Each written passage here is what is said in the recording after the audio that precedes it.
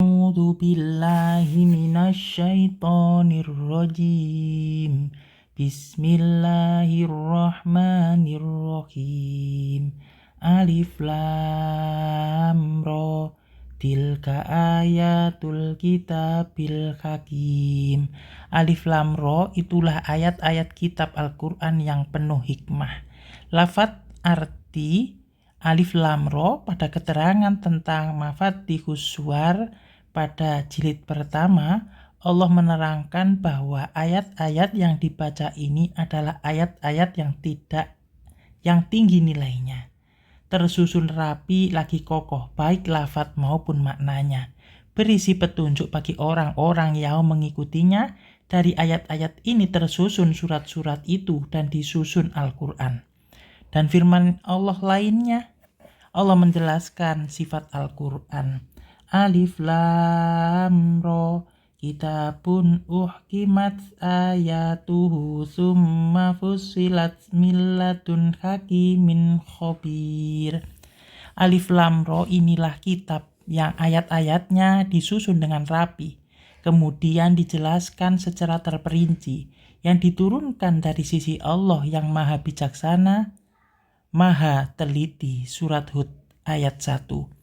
Dari susunan ayat ini dipahami bahwa Allah memerintahkan manusia agar mengetahui, mempelajari, dan mengingat ayat-ayat yang menjadi petunjuk itu, agar dapat dipahami dan diamalkan. Akana linnasi ajaban an auhayna ila rajulim minhum an anzirin nasa wa basyiril ladzina amanu anna lahum qadama sidqin 'inda rabbihim qolal kafiruna inna hadza lasarihum mubin. Pantaskah menjadi suatu keheranan bagi manusia bahwa kami mewahyukan kepada seorang laki-laki di antara mereka, yaitu berilah peringatan kepada manusia dan berilah kabar gembira kepada orang-orang yang beriman bahwa mereka mempunyai kedudukan yang tinggi di sisi Tuhan mereka. Orang-orang kafir berkata, sesungguhnya dia Nabi Muhammad ini benar-benar seorang penyihir yang nyata.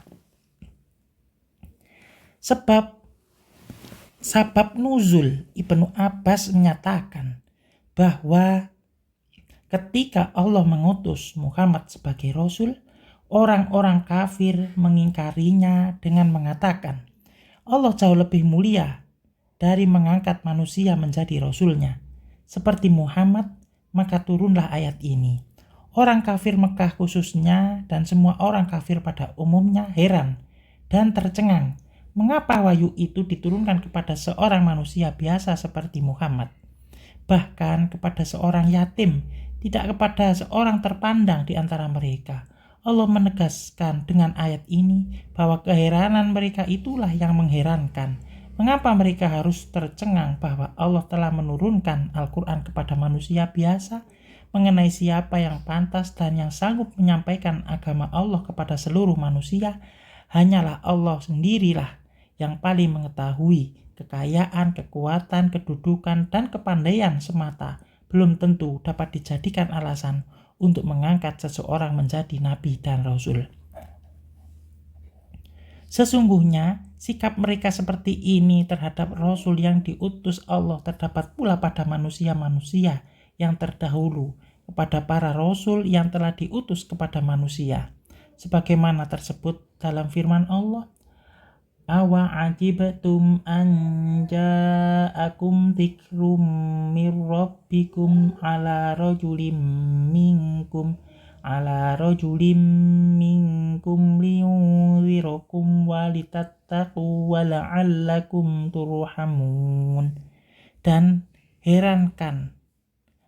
herankah kamu bahwa ada peringatan yang datang dari Tuhanmu melalui seorang laki-laki dari kalanganmu sendiri untuk memberi peringatan kepadamu dan agar kamu bertakwa, sesungguhnya kamu mendapat rahmat. Surat Al-A'raf ayat 63. Sikap mereka yang demikian itu adalah karena rasa dengki yang telah terpendam dalam hati mereka. Apapun bukti yang dikemukakan, mereka tidak akan beriman. Sehingga Allah menurunkan azab kepada mereka. Allah berfirman, "Walau ja'alnahu malakal la ja'alnahu rajulan walalabasna 'alaihim ma yalbisun. Walakotistu si abirusulim min qablika fahaqa billadzina sakhiru minhum ma kanu bihi yastahzi'un." Dan sekiranya Rasul itu kami jadikan dari malaikat, pastilah kami jadikan dia berwujud laki-laki. Dan dengan demikian pasti kami akan menjadikan mereka tetap ragu sebagaimana kini mereka ragu. Dan sungguh, beberapa Rasul sebelumnya engkau Nabi Muhammad telah diperolok-olok, sehingga turunlah azab kepada orang-orang yang mencemooh itu sebagai balasan olok-olok mereka. Surat Al-An'am ayat 9-10. Inna rabbakumullahu alladzi khalaqas samawati wal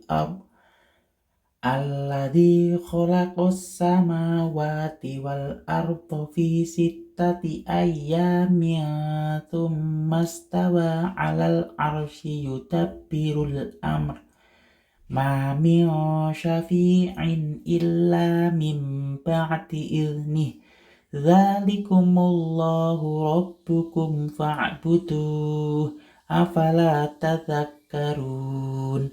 Sesungguhnya Tuhanmu adalah Allah yang menciptakan langit dan bumi dalam 6 masa.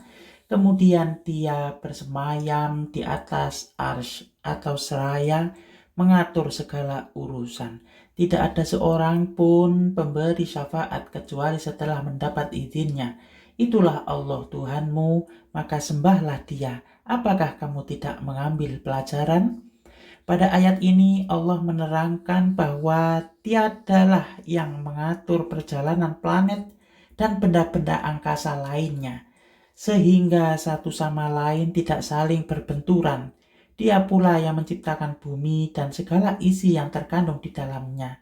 Sejak dari yang kecil sampai kepada yang besar, semuanya diciptakan dalam 6 masa yang hanya Allah sendiri yang mengetahui berapa waktu lama 6 masa yang dimaksudkan itu. Setelah menciptakan langit dan bumi, dia bersemayam di atas arsy atau singgasana, dan dari arsy itu dia mengatur dan mengurus semua makhluknya. Ketika Rasulullah SAW ditanya tentang arsy, beliau mengatakan, "Qala kana Allahu wa lam yakun syai'un qablahu wa kana arsyuhu 'alal ma'i tsumma khalaqas samawati wal arda wa kataba fi dzikri kulla syai'." Bersabda Rasulullah, dahulu Allah telah ada dan belum ada sesuatu pun sebelumnya, dan adalah arsy-Nya di atas air. Kemudian dia menciptakan langit dan bumi dan menulis segala sesuatu di Lauh Mahfuz. Riwayat Al-Bukhari dari kitab At-Tauhid. Selanjutnya Allah menerangkan bukti lainnya yang membentuk pendapat orang-orang kafir bahwa Al-Quran itu adalah sihir, yaitu dialah yang memiliki dan menguasai segala sesuatu dengan kekuasaan yang tidak terbatas. Dia dapat berbuat sesuatu dengan apa yang dikehendakinya. Tidak ada sesuatu makhluk pun, walaupun ia seorang rasul atau malaikat, dapat memberi syafaat kecuali dengan izinnya.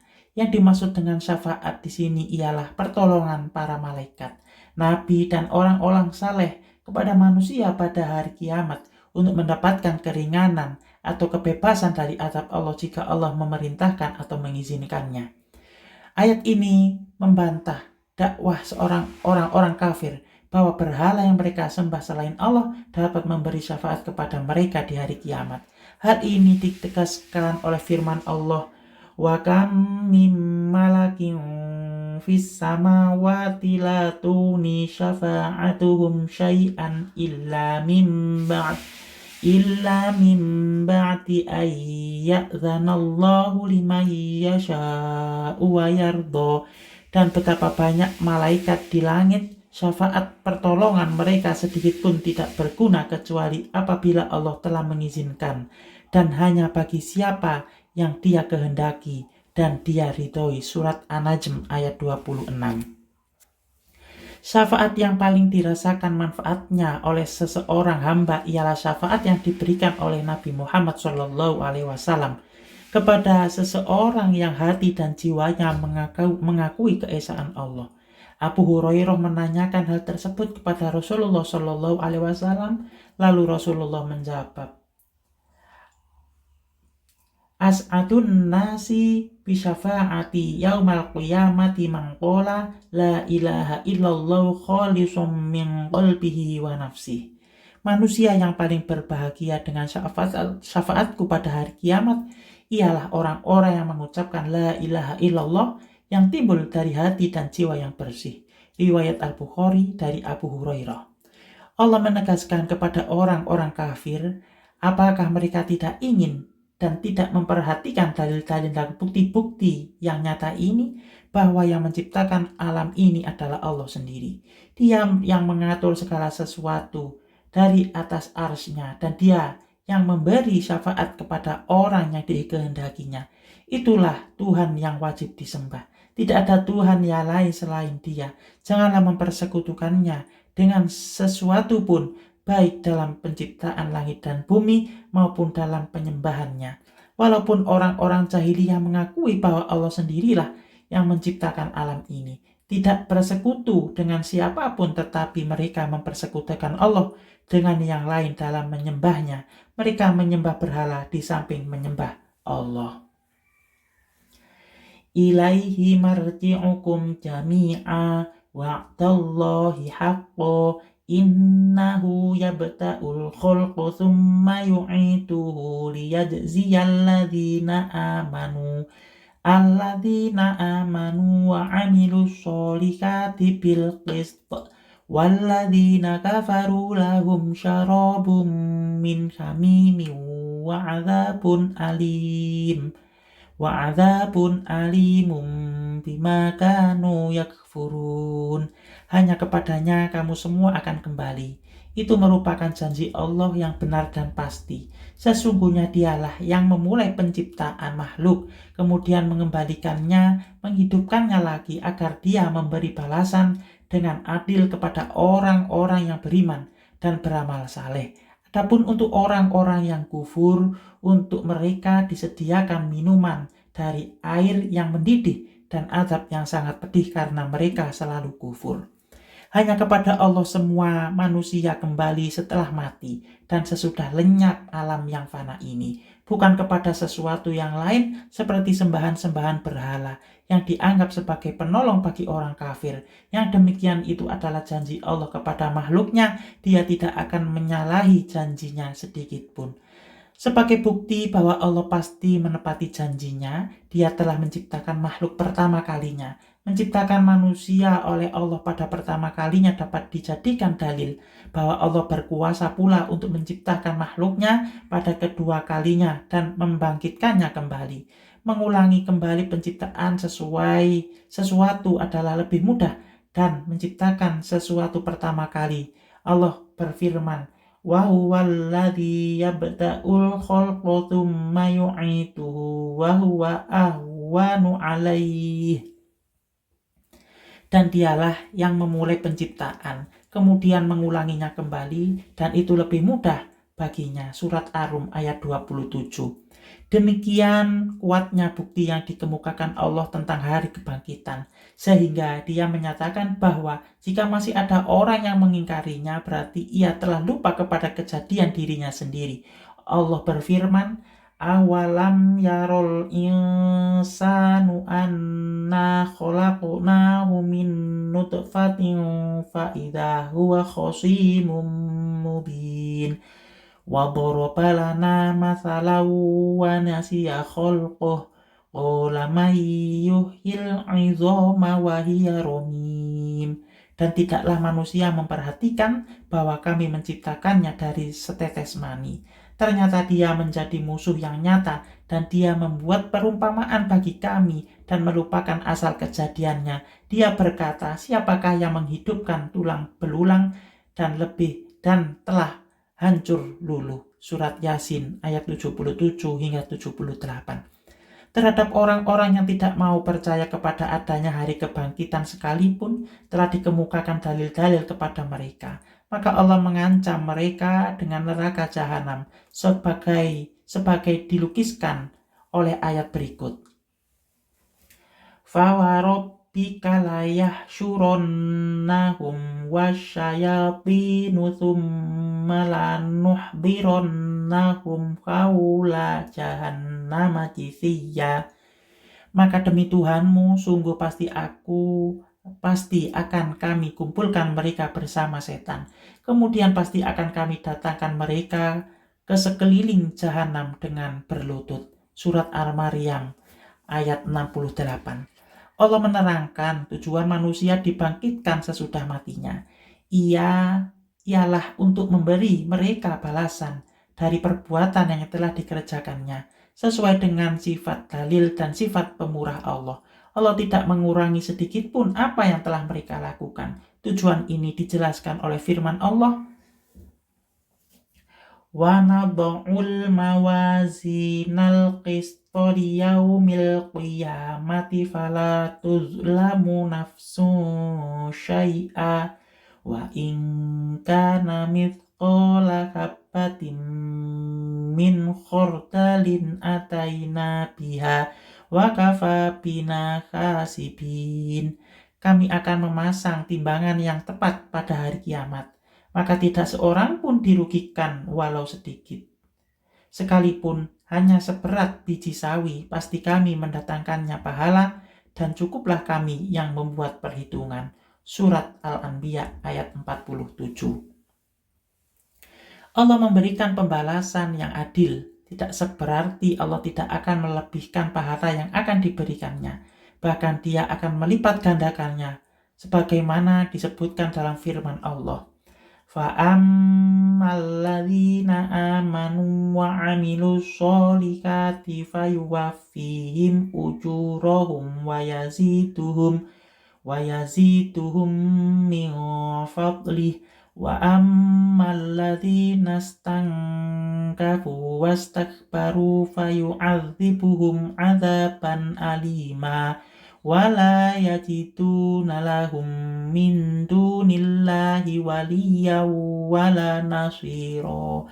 Adapun orang-orang yang beriman dan mengerjakan kebajikan, Allah akan menyempurnakan pahala bagi mereka dan menambah sebagian dari karunia-Nya. Sedangkan orang-orang yang enggan menyembah Allah dan menyombongkan diri, maka Allah akan mengazab mereka dengan azab yang pedih, dan mereka tidak akan mendapatkan perlindungan dan penolong bagi selain Allah. An-Nisa ayat 173. Jika dilihat banyak tindakan yang tidak adil dilakukan oleh sebagian manusia terhadap yang lain, dan perbuatan jahat mengungguli perbuatan baik di dunia dan sebagainya, tentu harus ada suatu masa nanti di mana keadilan dapat ditegakkan dengan sempurna.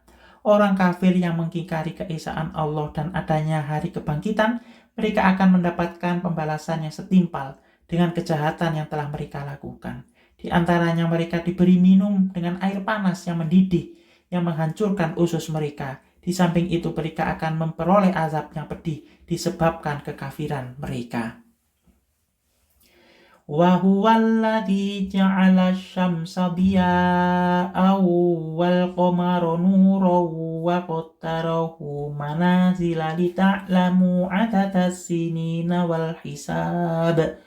Ma khalaqallahu dzalika illa bil haqq yufassilul ayati liqaumin ya'lamun. Dialah yang menjadikan matahari bersinar dan bulan bercahaya. Dialah pula yang menetapkan tempat-tempat orbitnya agar kamu mengetahui bilangan tahun dan perhitungan waktu. Allah tidak menciptakan demikian itu kecuali yang dengan benar. Dia menjelaskan tanda-tanda kebesarannya kepada kaum yang mengetahui. Ayat ini menerangkan bahwa Allah yang menciptakan langit dan bumi dan yang bersemayam di atas arsy. Dialah yang menjadikan matahari bersinar dan bulan bercahaya. Matahari dengan sinarnya merupakan sumber kehidupan, sumber panas dan tenaga yang dapat menggerakkan makhluk-makhluknya Allah yang diciptakannya. Dengan cahaya manusia dapat berjalan dalam kegelapan malam dan beraktivitas di malam hari. Ayat ini membedakan antara cahaya yang dipancarkan matahari dan yang dipantulkan oleh bulan. Yang dipancarkan oleh matahari disebut dia atau sinar, sedangkan yang dipantulkan oleh bulan disebut nur atau cahaya. Pada firman Allah yang lalu dijelaskan waja'alal qamara fihinna nuran waja'ala syamsa siroja, dan di sana dia menciptakan bulan yang bercahaya dan menjadikan matahari sebagai pelita yang cemerlang. Surat Nur ayat 16. Dari ayat-ayat ini dipahami bahwa matahari memancarkan sinar yang berasal dari dirinya sendiri, sebagaimana pelita memancarkan sinar dari dirinya sendiri, yakni dari api yang membakar pelita itu. Lain halnya dengan bulan yang cahayanya berasal dari pantulan sinar yang dipancarkan matahari ke permukaannya. Kemudian sinar itu dipantulkan kembali berupa cahaya ke permukaan bumi. Matahari dan bulan adalah dua benda langit yang banyak disebut dalam Al-Quran.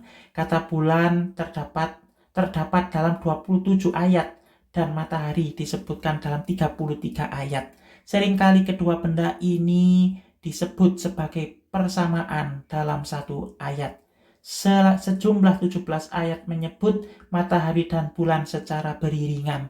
Biasanya yang menyebut matahari dan bulan secara beriringan adalah ayat yang menjelaskan aspek kauniyah dari kedua benda langit itu. Di dalam 3 ayat, kedua benda langit ini disebut bersamaan dengan bintang benda langit lainnya. Ayat 5 surat Yunus di atas adalah contoh ayat yang menyebutkan matahari dan bulan secara beriringan. Ayat ini mengisyaratkan 3 aspek penting dari terciptanya matahari dan bulan. Pertama, dalam ayat ini Allah menyebutkan matahari dan bulan dengan sebutan yang berbeda. Meskipun kedua benda langit ini sama-sama memancarkan cahaya ke bumi, namun sebutan cahaya dari keduanya selalu disebut secara berbeda. Pada ayat ini, matahari disebut dengan sebutan dia dan bulan dengan sebutan nur. Hal ini untuk membedakan sifat cahaya yang dipancarkan oleh kedua benda ini. Dewasa ini ilmu pengetahuan telah menunjukkan bahwa cahaya matahari berasal dari reaksi nuklir yang menghasilkan panas yang sangat tinggi dan cahaya yang terang benderang. Sementara itu cahaya bulan hanya berasal dari pantulan cahaya matahari yang dipantulkan oleh permukaan bumi ke bulan ke bumi. Istilah yang berbeda ini menunjukkan bahwa memang Al-Quran berasal dari Allah Sang Pencipta. Karena pada waktu Al-Quran diturunkan, pengetahuan manusia belum mencapai pemahaman seperti ini. Di ayat lain, matahari disebut sebagai siroj atau lampu, dan bulan disebut sebagai munir, cerah berbinar-binar.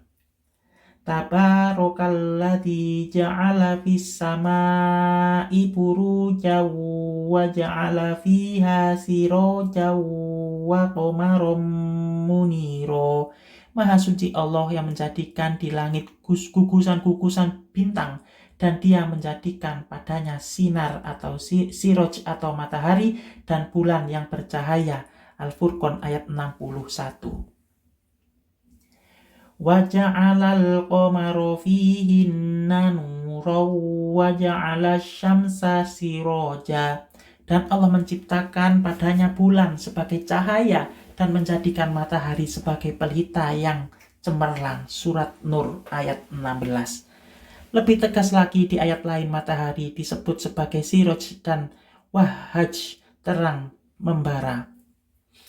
Wa banaina fawqakum sab'an shidada wa ja'alna sirajan wahaja.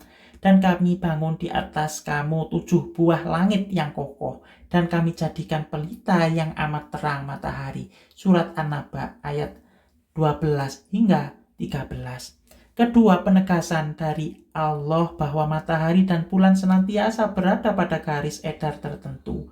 Wa qaddarahu manazila. Garis edar ini tunduk pada hukum yang telah dibuat Allah, yaitu hukum gravitasi yang mengatakan bahwa ada gaya tarik-menarik antara dua benda yang memiliki massa. Besarnya gaya tarik-menarik ini berbanding lurus dengan massa dari kedua benda tersebut dan berbanding terbalik dengan jarak antara keduanya. Adalah Newton yang memformulasikan hukum gravitasi pada abad ke-18. Perhitungan menggunakan hukum gravitasi ini telah berhasil menghitung secara akurat garis edar yang dilalui oleh bulan ketika mengelilingi bumi maupun bumi ketika mengelilingi matahari. Hukum gravitasi inilah yang dimaksud oleh Allah ketika Dia berfirman dalam surat Al-Anfal ayat 54. Dia ciptakan matahari, bulan, dan bintang-bintang tunduk kepada perintahnya. Matahari, bulan, dan bintang tunduk kepada ketentuan Allah, yakni hukum gravitasi yang mengendalikan gerak benda.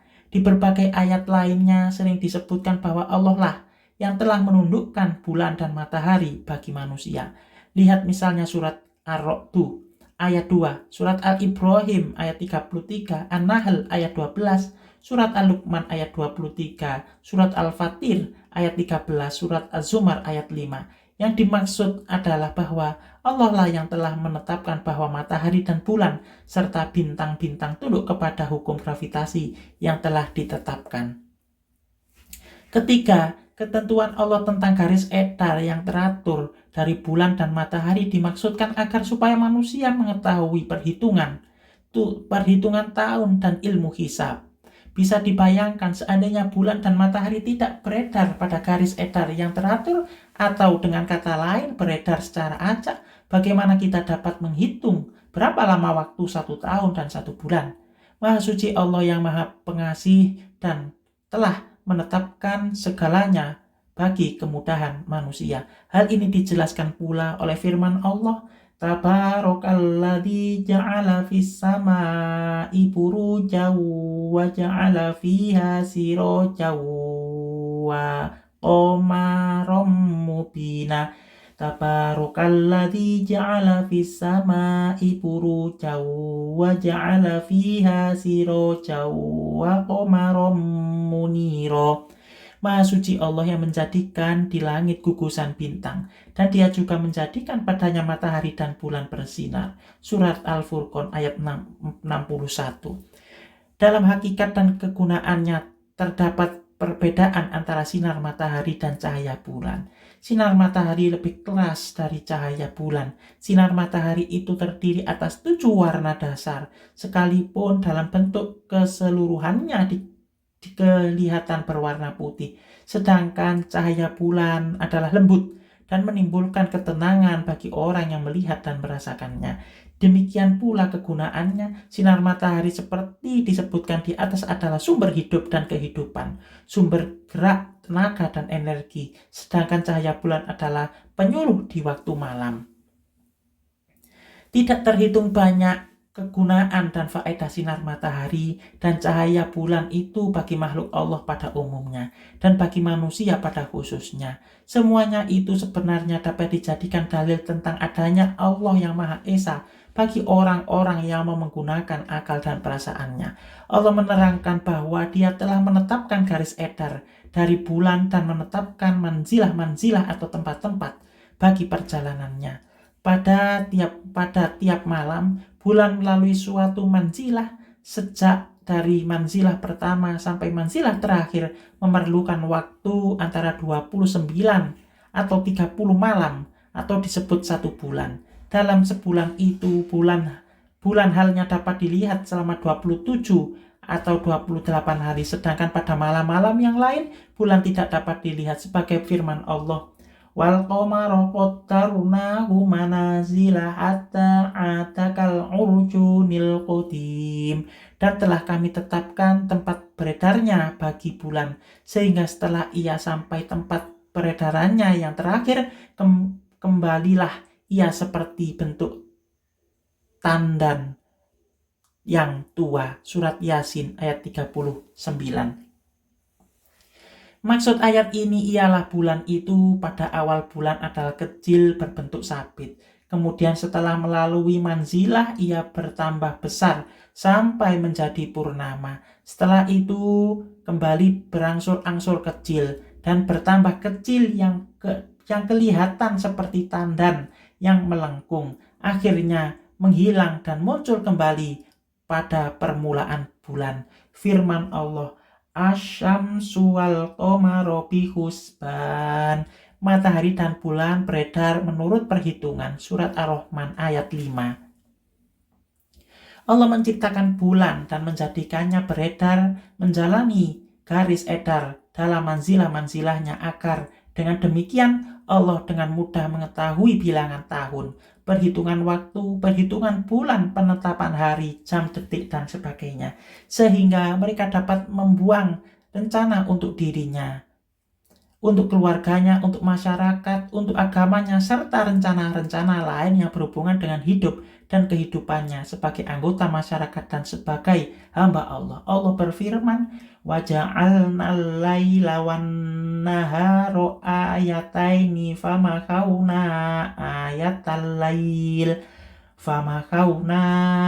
آيَةَ اللَّيْلِ وَجَعَلْنَا آيَةَ النَّهَارِ مُبْصِرَةً لِتَبْتَغُوا فَضْلًا مِّن رَّبِّكُمْ وَلِتَعْلَمُوا عَدَدَ السِّنِينَ وَالْحِسَابَ وَكُلَّ شَيْءٍ فَصَّلْنَاهُ تَفْصِيلًا. Dan kami jadikan malam dan siang sebagai dua tanda kebesaran kami. Kemudian kami hapuskan tanda malam dan kami jadikan tanda siang. Itu terang benderang agar kamu dapat mencari karunia dari Tuhanmu dan agar kamu mengetahui bilangan tahun dan perhitungan waktu. Dan segala sesuatu telah kami terangkan dengan jelas. Surat Al-Isra ayat 12. Dengan mengetahui perhitungan tahun, waktu, hari, dan sebagainya, dapatlah manusia menetapkan waktu-waktu sholat, waktu puasa, waktu menunaikan ibadah haji, waktu turun ke sawah, dan sebagainya. Allah menciptakan matahari bersinar dan bulan bercahaya yang bermanfaat bagi hidup dan kehidupan semua makhluk itu adalah berdasarkan kenyataan, keperluan, dan mempunyai hikmah yang tinggi. Dan Allah menerangkan tanda-tanda kekuasaannya itu kepada orang-orang yang mau menggunakan akal pikirannya dengan benar, dan kepada orang-orang yang mau mengakui kenyataan dan beriman berdasarkan bukti-bukti yang diperolehnya itu. Dengan perkataan lain, tanda-tanda kekuasaan dan kebenaran Allah itu tidak akan berfaedah sedikit pun bagi orang-orang yang tidak mau mencari kebenaran, yang hatinya dipenuhi oleh rasa dengki dan rasa fanatik kepada kepercayaan yang telah dianutnya. Shadaqallahul azim, shadaqallahul azim, shadaqallahul azim. Semoga bermanfaat. Wassalamualaikum warahmatullahi wabarakatuh.